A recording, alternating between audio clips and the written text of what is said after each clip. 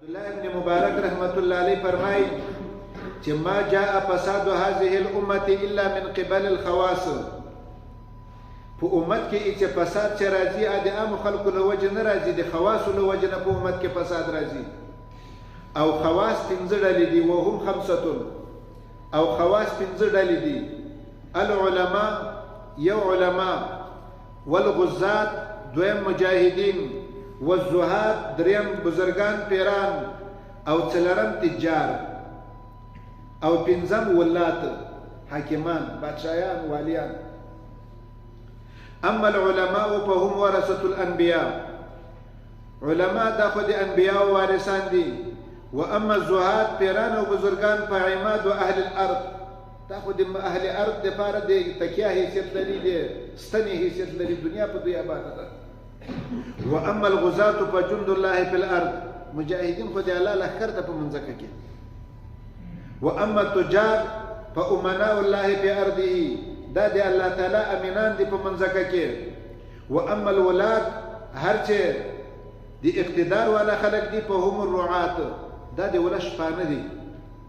نو فاذا كان العالم للدين وازعا وللمال رافعا، نو چې کله عالم پیسو ته قدر ورکی او دین سپک وګڼي، فبمن يقتدي الجاهل، نو دا بې علم خلک به بیا په چا پسې ځي چې ملا دنیا ته مخه کي او دین وګرځوي، نو بې علم خلک به په چا پسې ځي، هغه خو به خود دنیا ته مخه کوي.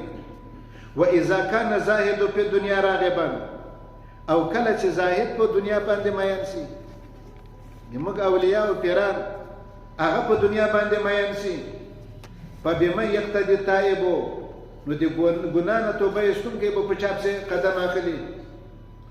واذا كان الغازي طامعا مرائيا، نو کله چې مجاهد تمګر سي او مجاهد مریاکار سي، فكيف يصبر بالعدو، په دښمن به څنګه کامیابیږي.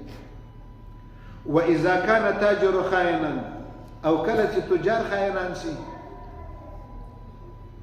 په تیلو کې اوبه ګډاوه، په دواو کې خاورې ګډاوه، داسې شی به مې چې روغې پرېښي. نو چې تجار هم خائنان سي، فكيف تحصل الامانه، نو امانت به څنګه حاصلېږي.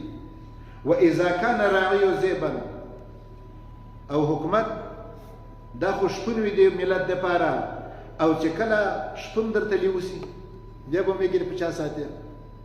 واذا كان راعي ذئبا، چې شپون نه لیوه جوړ سي، فكيف تحصل الرعايه، بیا به مال سړی څنګه ساتي، بیا مالونه نه ساتلی کېږي.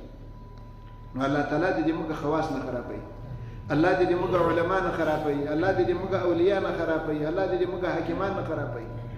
دعا یې ورته کوئ، که دعا یې پرېښودلې دا رب چې لیوان کېږي، بیا د دوی له لاسه ولاکه شپه تېره کړو.